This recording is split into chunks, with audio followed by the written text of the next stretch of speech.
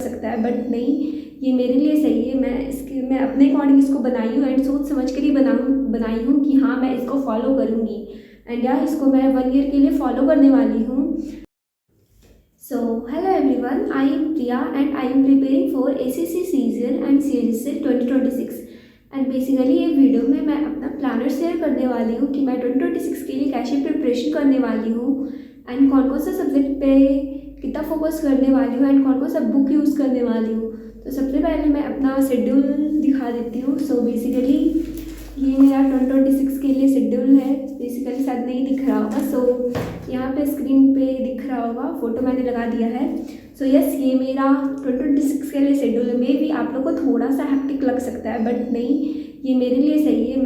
मैं अपने अकॉर्डिंग इसको बनाई हूँ एंड सोच समझ कर ही बनाई हूँ कि हाँ मैं इसको फॉलो करूँगी एंड या इसको मैं 1 ईयर के लिए फॉलो करने वाली हूँ।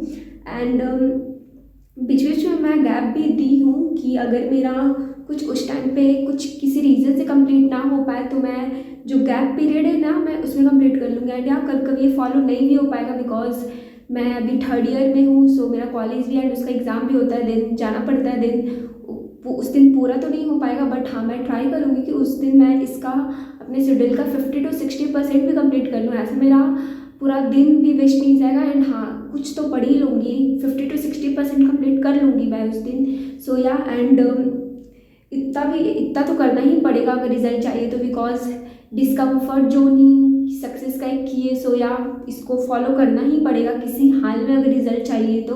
सो या इसको मैं फॉलो करने वाली हूँ।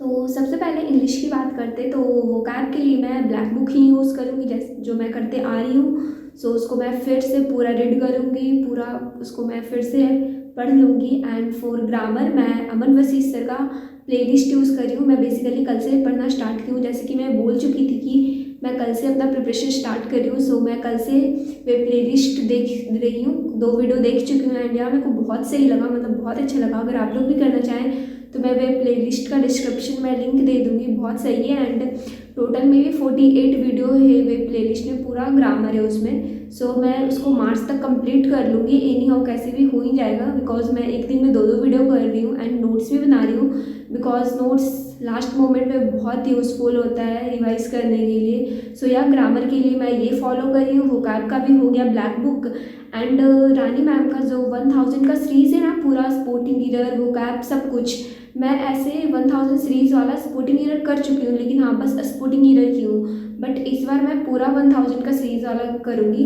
एंड मेरा शेड्यूल में भी है वे 1 आवर रानी मैम का 1000 सीरीज़ वाला। तो सबसे पहले मैं रूट वर्ड का करूँगी रानी मैम का एंड निमिषा बंसल मैम दोनों का करूँगी रूट वर्ड का।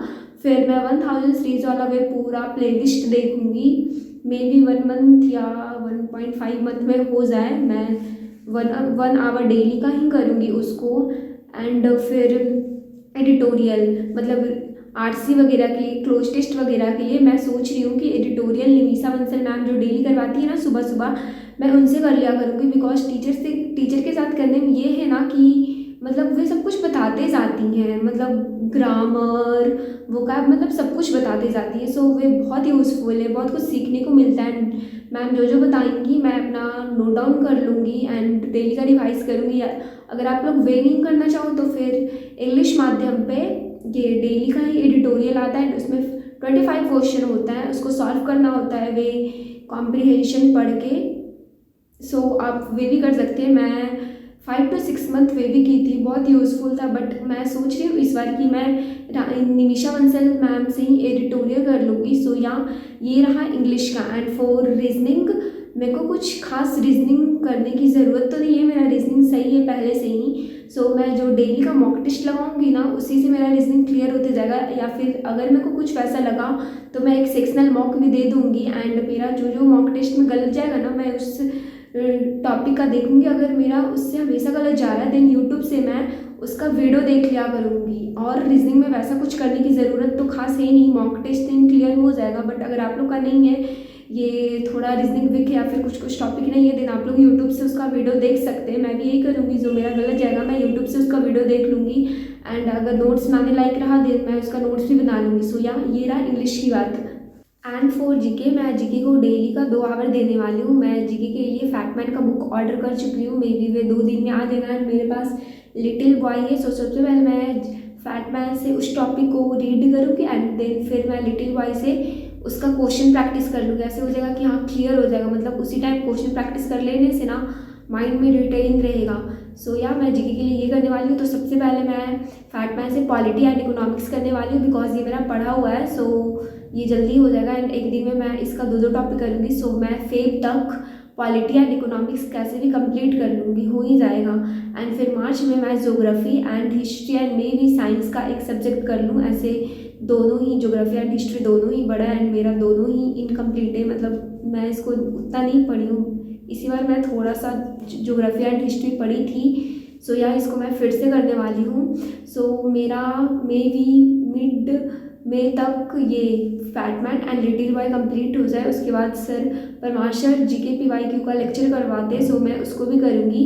एंड करेंट अफेयर मैं हमेशा नहीं करती थी, बट क्या इस बार मैं करूँगी current affair daily. Crazy GK trick से 30 मिनट का अप्रॉक्स वीडियो होता है, सो 1.5 या 1.25 के स्पीड पे कर लिया करूँगी उसको मैं डेली का। एंड मंथली के लिए मैं परमार सर से पढ़ लूँगी एंड नोट्स भी बना लूँगी, बिकॉज कुछ फैक्ट्स याद नहीं रहता, बाद में भूल जाती हूँ, सो मैं उसका नोट्स बना लूँगी। सो या जीके के लिए इतना ही।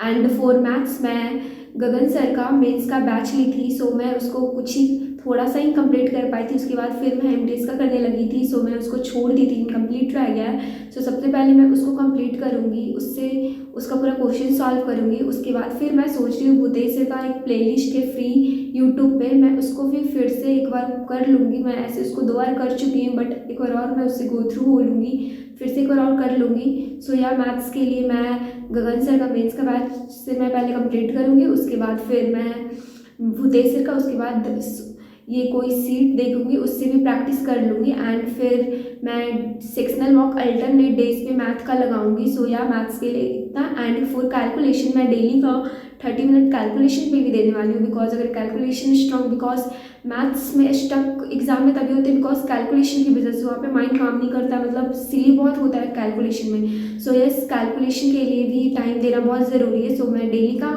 हाफ एन आवर उसको कैलकुलेशन को दूंगी। टेलीग्राम पे कैलकुलेशन करके कुछ है चैनल, उससे मैं पिछले ईयर ये 30 रुपये पर मंथ का सब्सक्रिप्शन होता है, मैं उसको ली थी एंड मे भी 6 to 7 मंथ की थी, बहुत सही था, मिक्स्ड क्वेश्चन उस पर रहता है। एंड सो मैं उसको उसका सब्सक्रिप्शन ले लूँगी। एंड मैं स्क्वायर, क्यूब्स, परसेंटेज, फ्रैक्शन, ये सबको भी मैं डेली का रिवाइज करूँगी, फार्मूला वगैरह।